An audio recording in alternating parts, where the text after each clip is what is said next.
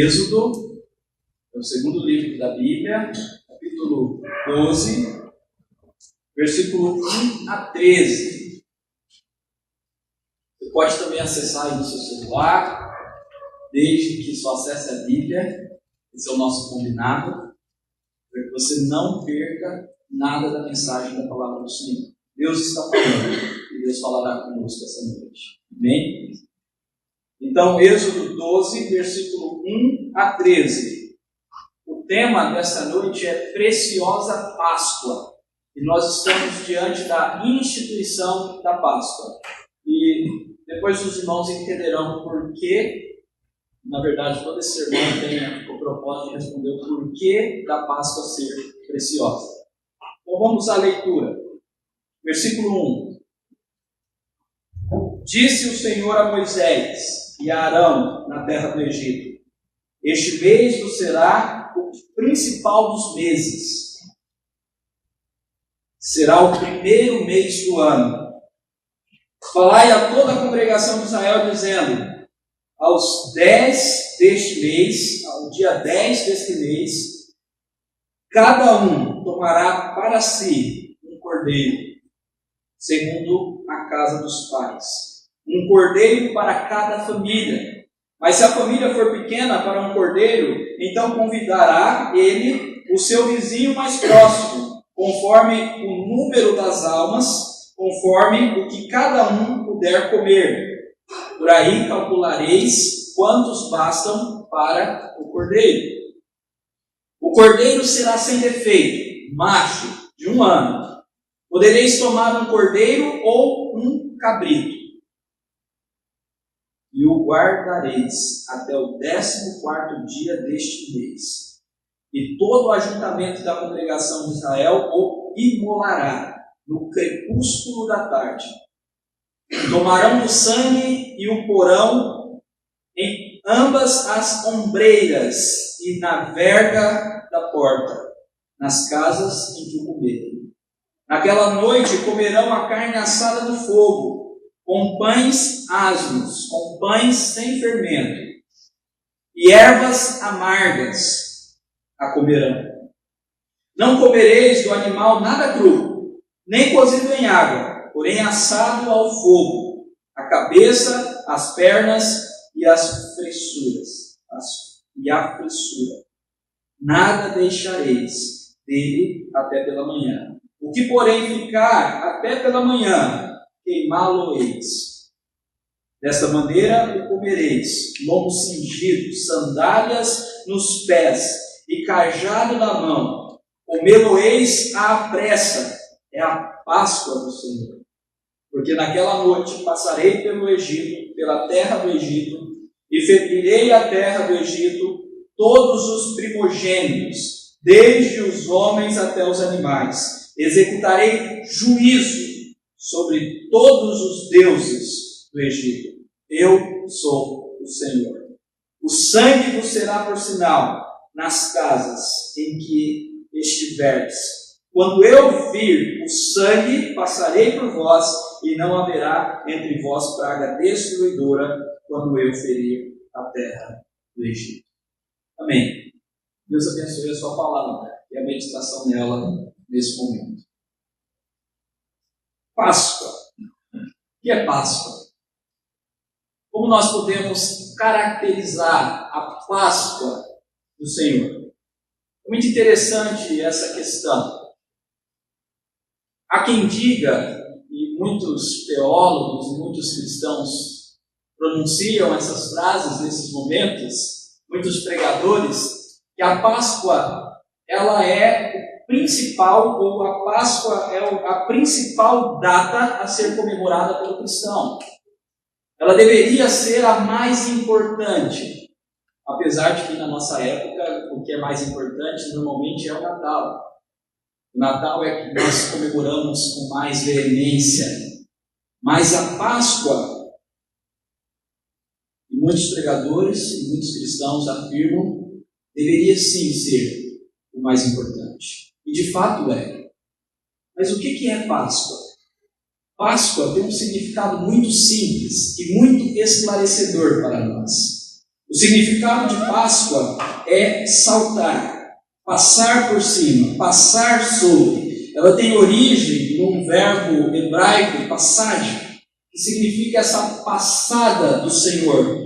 Então, a Páscoa tem a ver com o fato de que o Senhor passou por cima das casas que estavam com sangue nos umbrais da porta e não adentrou para ferir os primogênitos. Isso é Páscoa.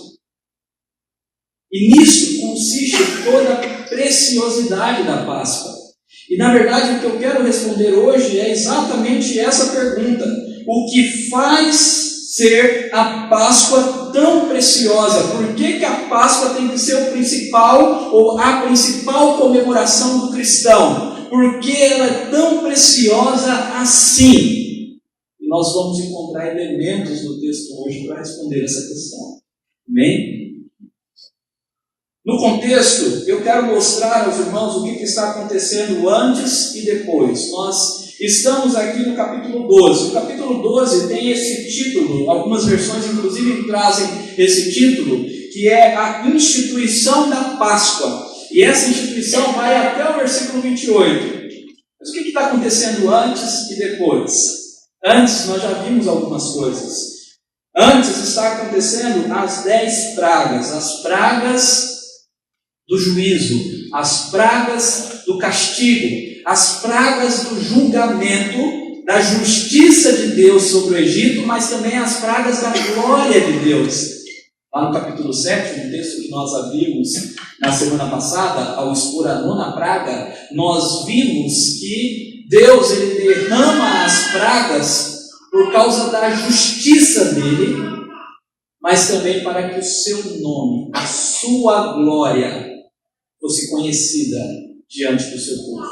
Então, a Páscoa, ou melhor, o que nós vemos antes, são as pragas como sinal da justiça de Deus. E no capítulo 11, nós estudamos o capítulo 10 e agora pulamos para o capítulo 11, nós temos a anunciação da 10ª praga. Deus anuncia a Moisés a 10ª praga. Ele diz a Moisés que ele vai vir com uma praga terrível, uma praga que geraria choro, pranto, uma praga que seria destruidora, uma praga que implicaria na morte dos primogênitos, uma praga terrível, a última praga da justiça de Deus sobre o Egito. É isso que nós temos antes. E o que nós temos depois? Então ele institui a Páscoa e depois nós vemos até o capítulo 13 a libertação, a saída, o êxodo. O termo êxodo significa exatamente isso, saída do povo de Israel do Egito e o despojamento dos egípcios. Quando o povo de Israel começa a pedir ouro, prata, animais, e os egípcios dão todos os seus bens ao povo de Israel, e o povo de Israel leva tudo embora. Como a libertação foi maravilhosa. Aqui, eu preciso colocar um adendo, irmãos, que só no capítulo 12 e 13 daria uma série completa sobre a Páscoa, porque são capítulos riquíssimos. E quem sabe no futuro aí, nos próximos anos, a gente não explore somente eles, para nós vermos os detalhes. Então lá no capítulo 12 nós vemos a libertação, e no capítulo 13 nós vemos a consagração dos primogênitos. Como consequência da Páscoa, os primogênitos são consagrados ao Senhor, os primogênitos do povo de Deus são consagrados ao Senhor, e nós vemos também o cuidado do Senhor guiando o seu povo. E é um texto lindíssimo, onde diz que o Senhor não deixava nem frio nem calor atormentar o povo. De dia, o deserto quente, o Senhor vinha com uma nuvem para barrar o sol, e de noite, frio no deserto, o Senhor vinha com colunas de fogo para guiar o seu povo. Tudo isso consequência da Páscoa. Mas hoje nós estamos nesse meio, na instituição da Páscoa. E aqui nós vamos ver a preciosidade de tudo isso que nós estamos falando. E basicamente a Páscoa ela é preciosa nesse texto, ela é demonstrada, essa preciosidade da Páscoa, em 4 coisas, em 4 figuras que o texto utiliza na instituição da Páscoa. A primeira figura é o mês, a segunda figura é o cordeiro, a terceira figura são os pães, e os pães asmos, os pães sem fermentos, e a última figura, o sangue. E agora eu quero adentrar em cada uma dessas figuras da Páscoa, da instituição da Páscoa, e mostrar para os irmãos como ela é preciosa, e aplicar isso nas nossas vidas. Amém? Vamos lá. A primeira figura é o mês da Páscoa. Isso já está aí registrado no versículo 1 e 2. Olhem aí comigo. Disse o Senhor a Moisés e a Arão na terra do Egito: este mês, olha só, este mês vos será o principal dos meses, será o primeiro mês do ano. Aqui nós temos 2 coisas. Primeiro que nós vemos uma centralidade da Páscoa. Lembra, eu estou falando sobre preciosidade da Páscoa, e nada melhor começar a dizer que a Páscoa ela é central na vida do povo de Israel. Por quê? Porque a Páscoa agora começa a ditar o próprio calendário de Israel. E o Senhor diz que esse é o principal mês. Olha que coisa extraordinária. Antes Israel seguia outro calendário, mas a partir de agora, ele seguiria outro. Ele começaria de novo. Ele teria um novo começo. Esse mês não é apenas o principal, mas é o primeiro mês. Aqui nós temos, irmãos, o mês, mais ou menos desde março e abril, aonde nós comemoramos a Páscoa. Algumas vezes cai em março e outras vezes cai em abril. Aqui nós temos exatamente esse mês, o mês de Abib, o primeiro mês, também chamado de Nissan, o primeiro mês dos judeus. A Páscoa ditou esse novo começo. A Páscoa ditou uma nova era para o povo de Deus. Isso é muito importante, porque assim como para eles a Páscoa dita uma nova era, para nós também a Páscoa dita uma nova era. A Páscoa em Cristo Jesus se refere a uma nova criação. Eu trouxe 2 textos do Novo Testamento e eu vou projetá-los aqui. O primeiro texto é João 3,3, quando Jesus está conversando com Nicodemos. E ele, conversando com Nicodemos, ele fala sobre a necessidade de um nascer de novo. Olha só o que diz em João 3,3. A isto respondeu Jesus: em verdade te digo, que se alguém não nascer de novo, não pode ver o reino de Deus. Cristo Jesus, ele vem para fazer com que nós possamos nascer de novo. Ele vem trazer um novo começo. É muito comum, meus irmãos, eu conversar com algumas pessoas sobrecarregadas de pecado, de peso, de passado, de muitas coisas que foram vividas anteriormente em sua vida e que acarretam um peso de história e de contexto, um fardo, uma angústia. A Bíblia nos ensina, meus irmãos, Cristo Jesus, ele veio nos trazer um novo começo. Ele nos dá a possibilidade de nascermos de novo. Isso é Páscoa. Para o povo de Israel também foi assim. Eles tiveram a oportunidade de começar de novo, de começar a nação do zero, de iniciar até um novo ano. Normalmente, quando um ano se inicia, ele é carregado de novos desejos, ele é carregado de novos planos. Nós louvamos a Deus pela mudança de ano, porque nós podemos nos tirar o peso do ano que se passou, das coisas que não conseguimos, dos pecados do outro ano, e começar novamente um novo tempo. E é exatamente isso que Cristo faz na Páscoa. um novo começo, é uma nova criação.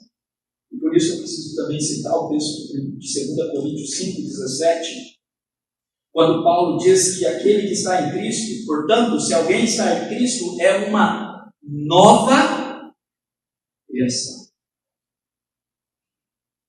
Ou nova criatura. Em Cristo, Deus começa uma nova criação. Um novo começo. Isso é extraordinário. As coisas antigas, o peso de passado, o peso de pecado, as frustrações do passado, as angústias do passado, os sofrimentos, um coração cheio de desejos que não eram o desejo de Deus, tudo fica para trás. As coisas antigas se passaram e eis que tudo se fez novo. Então, em primeiro lugar, a Páscoa é preciosa e deve ser comemorada como preciosa, porque Páscoa é começo, Páscoa é um início, Páscoa é ser nova criação.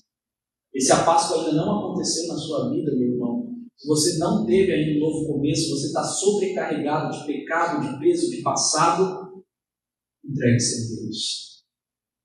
Jogue tudo em Cristo. É uma música que popularizou há alguns anos. Vou deixar na cruz tudo o que passou. Vai lá, deixa na cruz tudo. Tudo mesmo. E comece de novo. Amém? Em segundo lugar, nós temos então o primeiro mês, mas nós temos também o Cordeiro sem defeito, versículo 3 ao versículo 6. Olhem aí comigo. Falai a toda a congregação de Israel, dizendo: aos 10 deste mês, cada um tomará para si um cordeiro, segundo a casa dos pais, um cordeiro para cada família. Mas se a família for pequena, para um cordeiro, então convidará ele o seu vizinho mais próximo, conforme o número das almas, conforme o que cada um puder comer. Por aí calculareis quantos bastem para o cordeiro. O cordeiro será sem defeito, macho, de 1 ano. Podereis tomar um cordeiro ou um cabrito, e o guardareis até o 14º dia do mês, e todo o ajuntamento da congregação de Israel o imolará no crepúsculo da tarde. Por que a Páscoa é preciosa? Porque a Páscoa tem um cordeiro. O cordeiro aqui, se vocês observarem comigo, era um cordeiro por família, mas se a família for pequena, poderia dividir o cordeiro com outra família, de maneira para que, ao comer o cordeiro, ou naquele momento, não sobrasse nada. E se sobrasse ainda alguma coisa, tudo deveria ser queimado. Mas existe um cordeiro aqui, e nós vemos que esse cordeiro, ou cabrito, como é dito lá no versículo 5, poderia também ser um cabrito, ele deveria ser sem defeito, macho, de 1 ano, sem nenhuma mancha, sem nenhum defeito. Não poderia ser o cordeiro, o cabrito machucado. Isso reflete muito ao princípio de que aquilo que eu ofereço a Deus deve ser o melhor, não o pior. Não é a coisa que eu não quero que eu dou para Deus, não é a coisa estragada que eu dou para Deus, é o meu melhor. Mas é muito mais profundo do que isso. Não é esse o significado mais profundo do cordeiro sem defeito. Agora nós vamos entender. E também o texto nos revela que esse cordeiro ele deveria ser aprisionado no 10º dia e ele deveria ser morto no 14º dia, no crepúsculo da tarde, no entardecer. O que significa essas coisas? A primeira e lógica conclusão do cordeiro sem defeito é que esse cordeiro aponta para Cristo.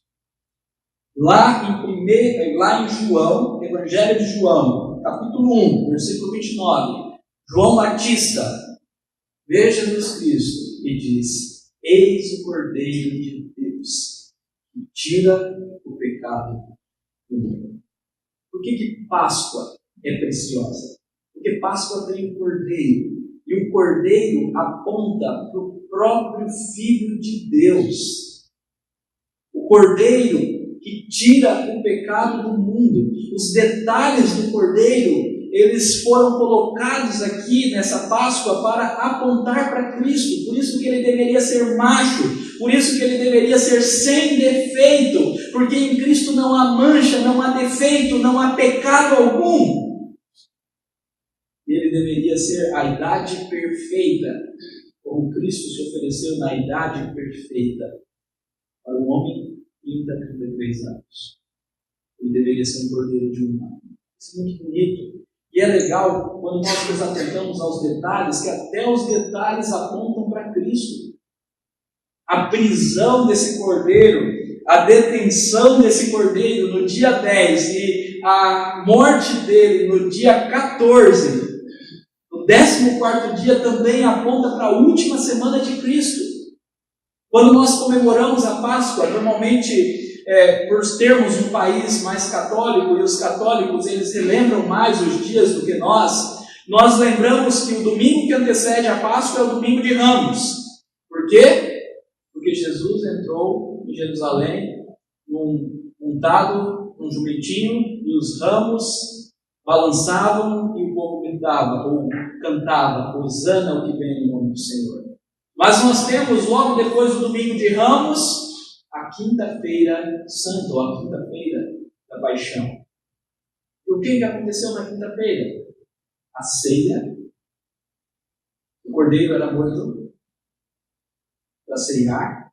Mas um detalhe interessante: o que aconteceu na quinta-feira? A prisão. Jesus foi preso. E 4 dias depois, ele ressuscitou. Ele venceu a morte. E se deu então a Páscoa. Ele foi morto no outro dia. Ele não foi morto 4 dias depois. Mas a Páscoa, a sua ressurreição, a vitória à morte, enquanto o cordeiro pascual morria, Jesus ressuscitava. Isso é maravilhoso, meus irmãos.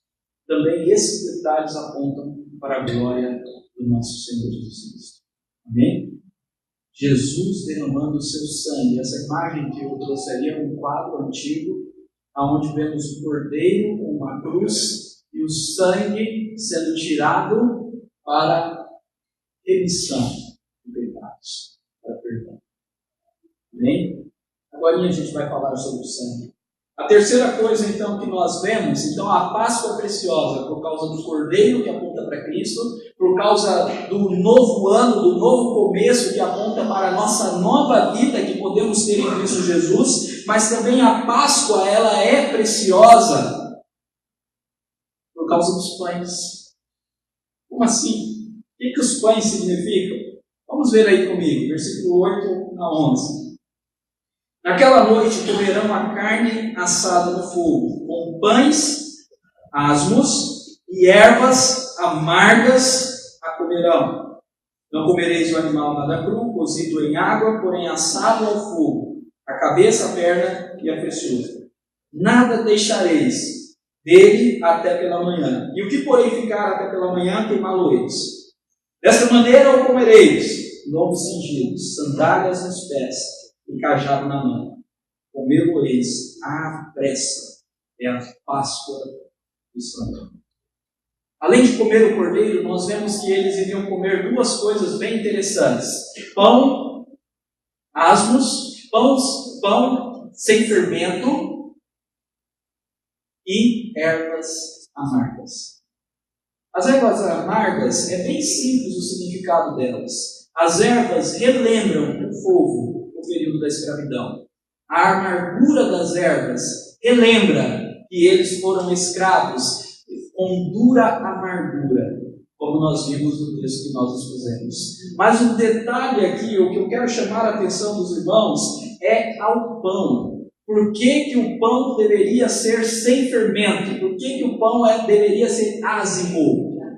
Também é uma expressão. O pão sírio, que a gente come hoje. Por quê?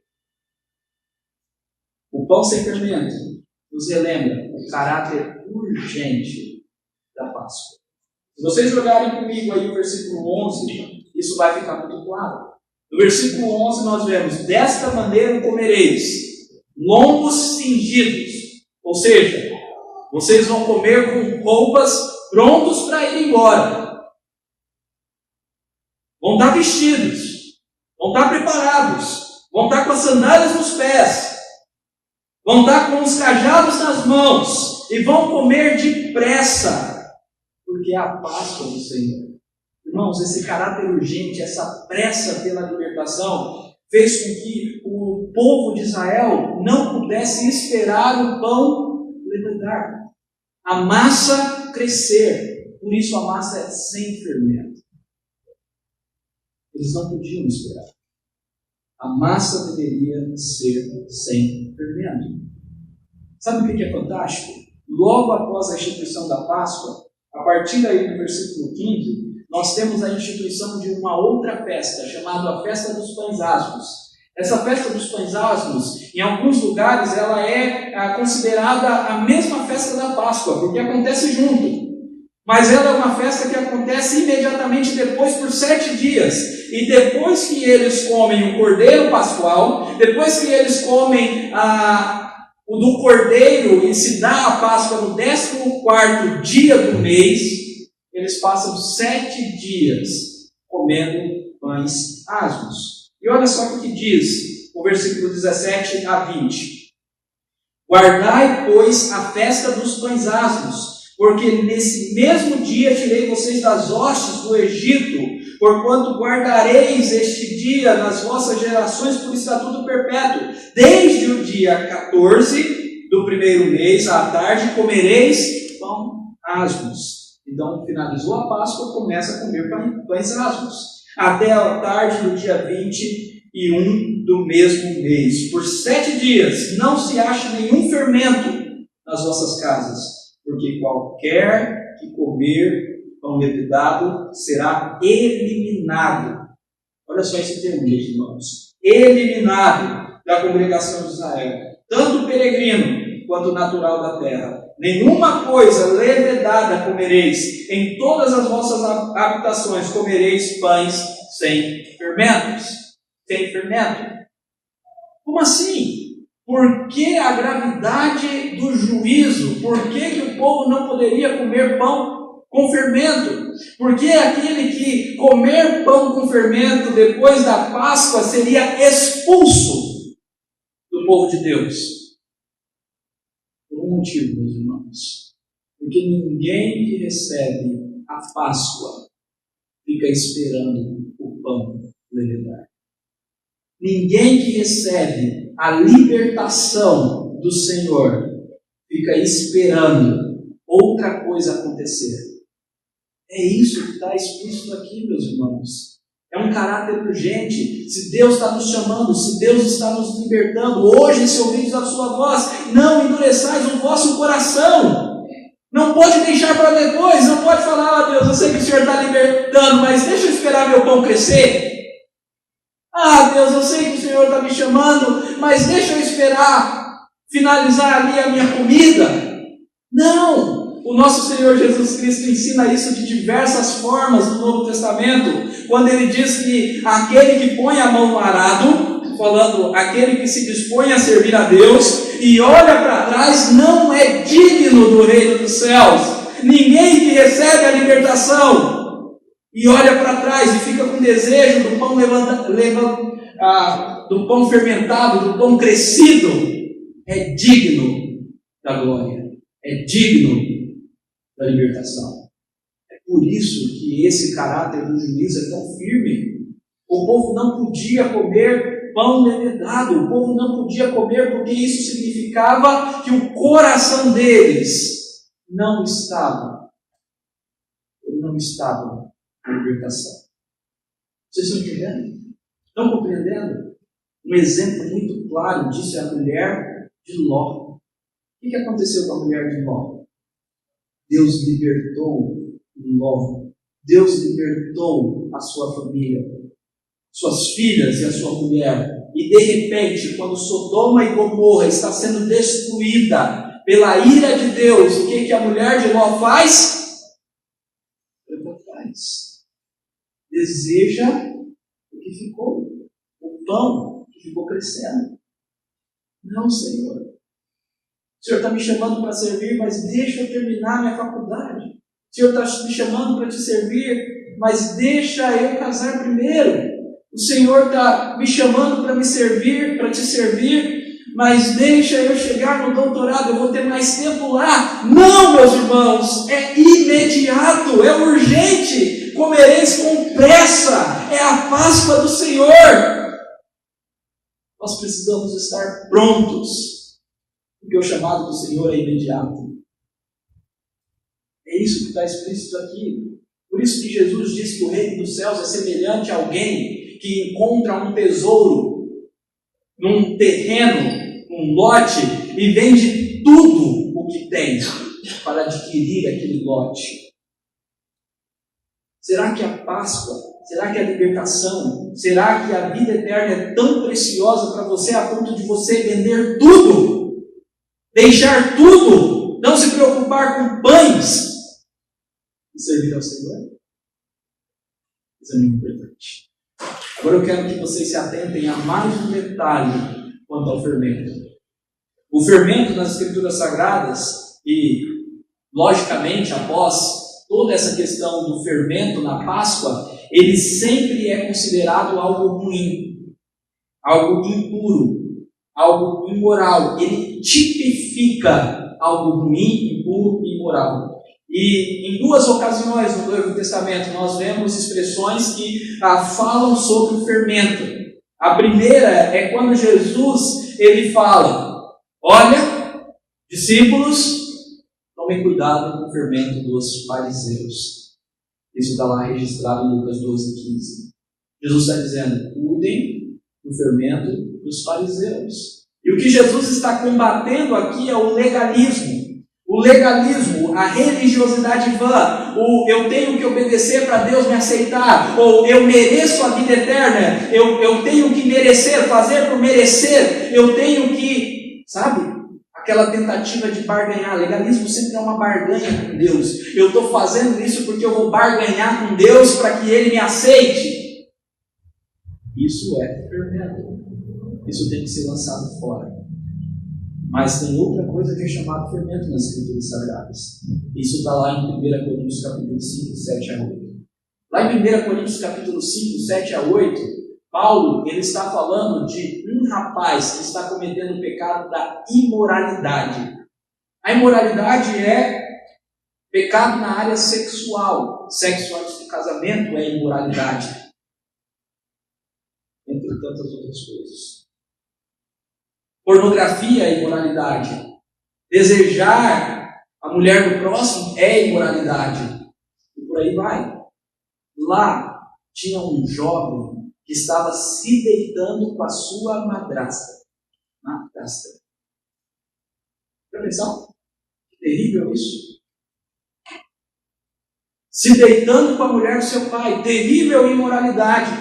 E Paulo diz: não, está errado. Joguem o fermento fora.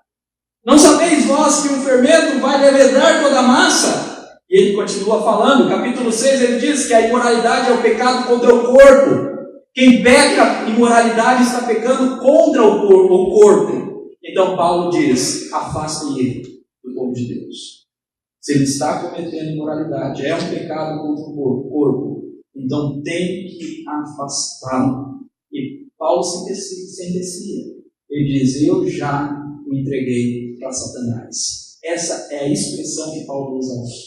Então notem, meus irmãos, que o fermento tanto pode significar um legalismo, uma religiosidade, uma tentativa de barganhar com Deus, como também o fermento é a imoralidade.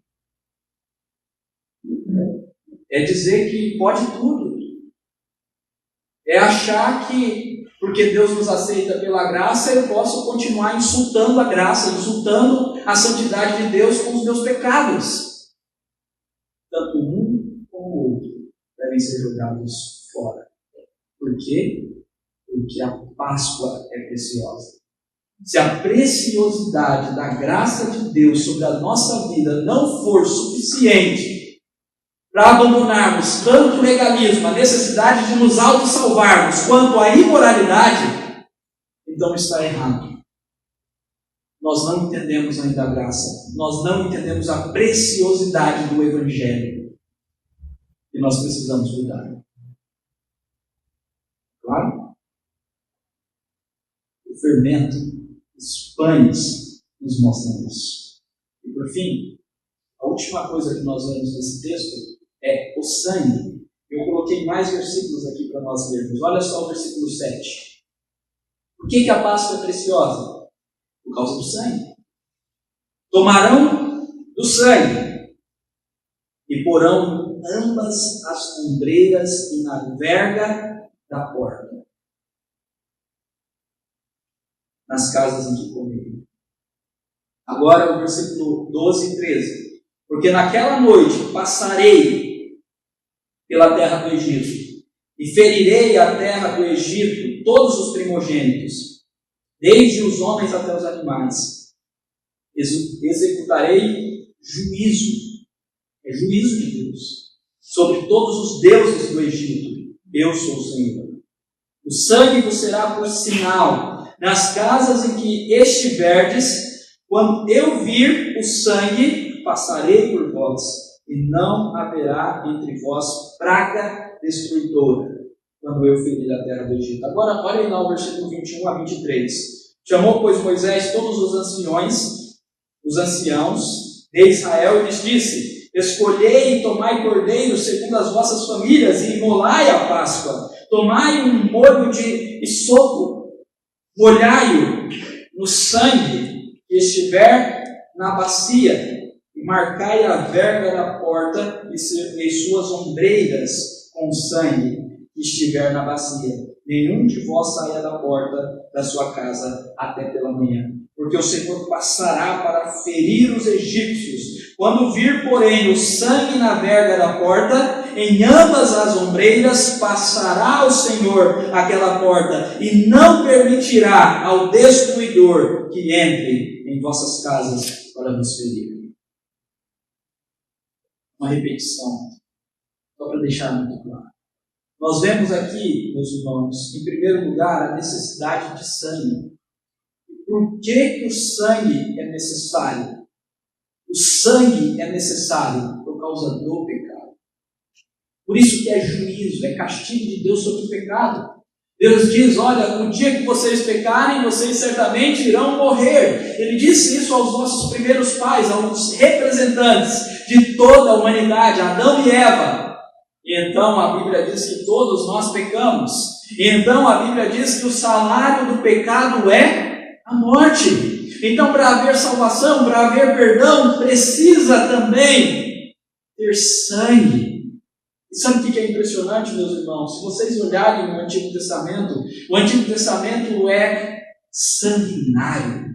Em tudo tem sangue. Os rituais é sangue o tempo todo. As mortes, os povos entrando em outros povos e matando. Por quê? Porque no Antigo Testamento ele foi escrito, ou o Antigo Testamento foi escrito para nos mostrar o tamanho desprezo que Deus tem pelo pecado.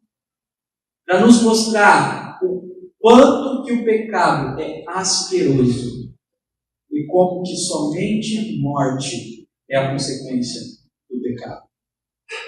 Então era necessário sangue. Nós vemos isso no texto de Hebreus, capítulo 9, versículo 22, quando o autor de Hebreus diz: sem derramamento de sangue não há perdão. Não poderia haver perdão depois do pecado, depois do homem ter afrontado a Deus, ter levado ao escárnio a sua santidade. Não haveria perdão sem morte, sem derramamento de sangue. A ira de Deus, ela somente é apaziguada com sangue. Nós podemos falar sim de ira de Deus, ira santa, ira justa, ira contra o pecado. Mas então, nós vemos que esse sangue, ele deveria ser colocado nas casas para que a morte não chegasse aos primogênitos. A morte dos primogênitos, no versículo 12 que nós lemos, é dita como o juízo de Deus sobre as pessoas. Eu já expliquei aos irmãos em outros sermões, mas eu posso explicar novamente aqui, que o primogênito era aquele que recebia a herança em dobro. Ele recebia dupla herança do seu pai, e ele também era o responsável por pagar as dívidas. E qual que é a nossa dívida com Deus? O que nós devemos para Deus? Porque o salário do pecado é a morte. A nossa dívida com Deus é uma dívida de morte. Então o primogênito era aquele que seria morto para pagar a dívida da família. Era aquele que seria entregue à morte para pagar essa dívida. Esse é um aspecto cultural que Deus traz para dentro da história da redenção, a necessidade dos primogênitos morrerem. Por isso que no capítulo 13, depois nós vemos a consagração dos primogênitos do povo de Deus. Eles não morreram porque houve Páscoa, porque houve libertação, porque o Cordeiro morreu, mas mesmo assim os primogênitos eram dedicados a Deus. Porque existe uma dívida. Mas o que é fantástico nisso tudo é que o primogênito, ou melhor, o unigênito que morreu para que os nossos primogênitos, para que os nossos filhos, para que você, meu irmão, que é primogênito, não viesse a morrer para pagar a dívida do pecado, foi o Filho de Deus. O unigênito Filho de Deus morreu. E é isso que nós temos aqui. Né? No versículo 13 diz que aonde estiver o sangue, o castigo não passará. Deus irá passar por cima. Isso é Páscoa. Meus irmãos, por isso é Páscoa. Ou por isso que a Páscoa é preciosa. Porque é a libertação do castigo. Amém? Eu quero chamar a atenção um pequeno detalhe. No versículo que nós lemos, 22, diz para que o povo molhasse com isopo. Lá no Salmo 51, 7, diz o salmista: purifica-me com isopo e ficarei puro. Depois dele ter cometido o pecado de adultério contra Batseba, ele pede para que Deus viesse e purificasse ele com o isopo, a mesma erva, a mesma coisa que o povo iria usar para passar nos umbrais da porta o sangue. Logicamente o salmista Davi está pensando nisso daqui. Irmãos, Páscoa é preciosa porque Páscoa é purificação. E somente por meio do sangue do Cordeiro, nós podemos ser purificados, nós podemos ser perdoados, nós podemos ser lavados. O salmista Davi tinha concepção disso, mesmo que ele tivesse adulterado com Batseba, ele tinha a convicção de que ele poderia receber o perdão. Amém? Já partindo para a conclusão, então Páscoa é passar. O versículo 23 diz: passará o Senhor aquela porta e não permitirá o destruidor que entre nas vossas casas para vos ferir. Aonde tem o sangue do Cordeiro, o destruidor não entra. O que esse texto está dizendo? Esse texto se cumpre em Romanos 8:1, quando nós lemos: não há condenação para aqueles que estão em Cristo Jesus. Por que Páscoa é preciosa? Olhem comigo essa citação, ela é grande, então preste bastante atenção, do Joel Bitt. Considere o que Cristo sofreu. Suas dores de corpo e alma, acusado de crimes que não cometeu. Seus discípulos fugiram no momento de sua dor. Um dos seus melhores amigos fingiu que nem sequer o conhecia. Cristo enfrentou nada menos do que a cruz e a sua infâmia, a sua vergonha.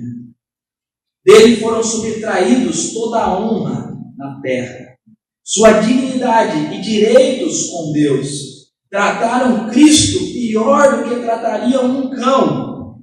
Espancaram o seu corpo até virar uma pasta de sangue, e em seguida pregaram a sua carne tenra a uma cruz áspera, onde ficou pendurado em agonia por horas.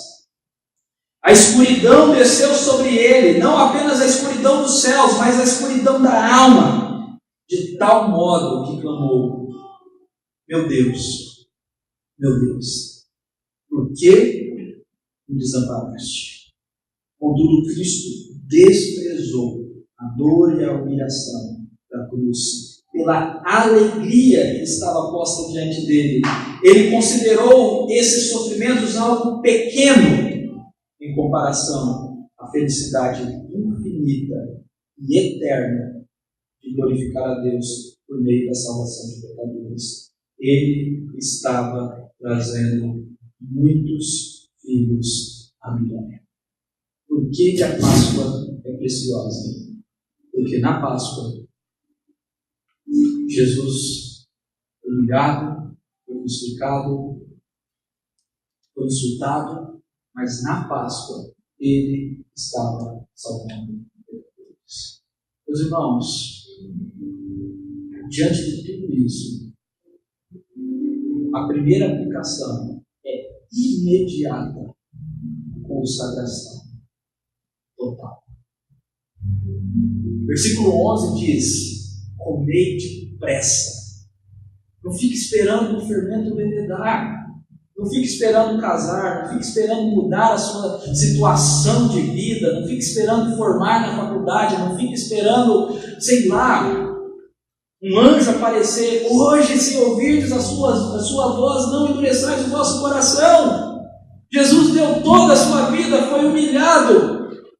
Sendo Deus, fez-se homem, fez-se carne, morreu em nosso lugar. Para quê? Para a gente desprezar aquilo que Ele fez,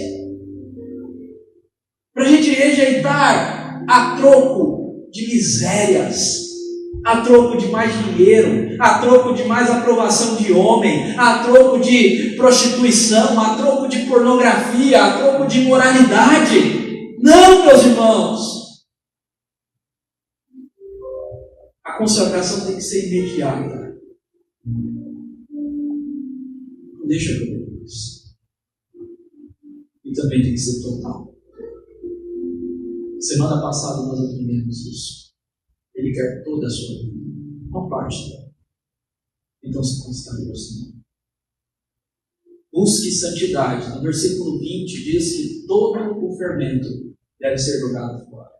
Nós aprendemos hoje que fermento nas Escrituras Sagradas tipifica algo ruim, ou legalismo, ou imoralidade. Ô meu irmão, joga fora a necessidade de controlar a sua vida, de ser o seu Deus, de querer merecer a vida eterna. Joga fora as idolatrias, as imoralidades, as coisas que trocamos Deus, as coisas que colocamos no nosso coração como se fosse prioridade, em nome de Jesus. Outra aplicação é ensinar os filhos. Lá em Êxodo, no versículo 24 e 27, Moisés ele fala sobre a necessidade de passar a geração vindoura sobre a Páscoa. Ele diz: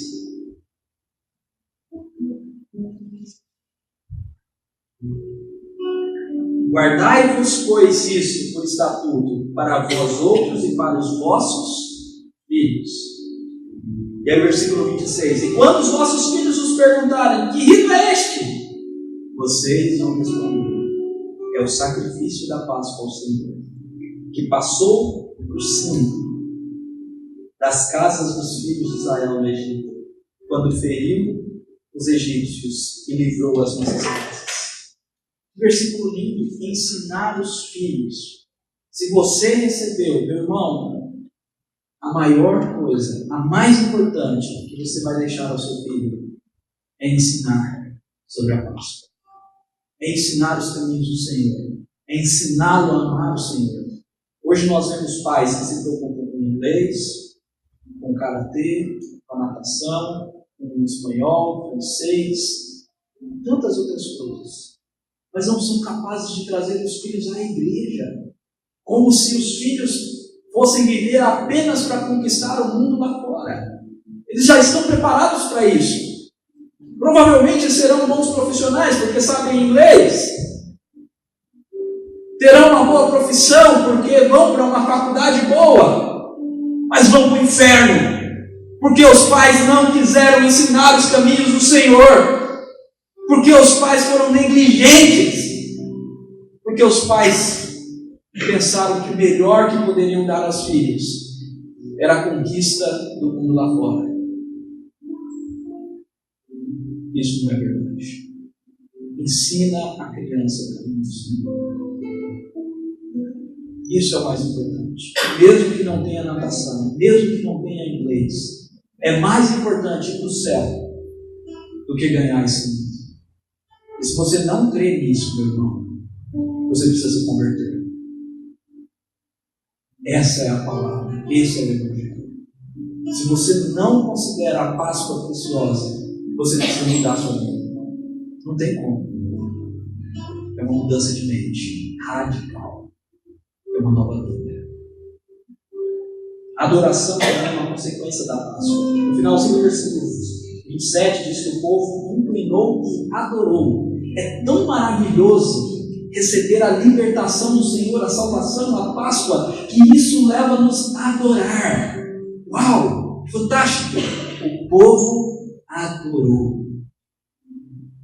A libertação que Deus fez em sua vida te leva a adorar, te motiva a agradecer, a estar aqui todo domingo, mas não somente adorar aqui, adorar todos os dias da sua vida, a agradecer em todos os momentos pela vida e pela vida eterna. O povo adorou. Mas também a Páscoa, meus irmãos, deve nos motivar à obediência. O versículo 28 diz: e foram os filhos de Israel que fizeram isso, como o Senhor ordenara a Moisés e Arão. A obediência não é a razão de sermos aceitos. Ninguém é aceito por Deus porque é bom, porque ninguém é bom. A obediência é a consequência da Páscoa. Deus libertou o seu povo, então eles obedeceram.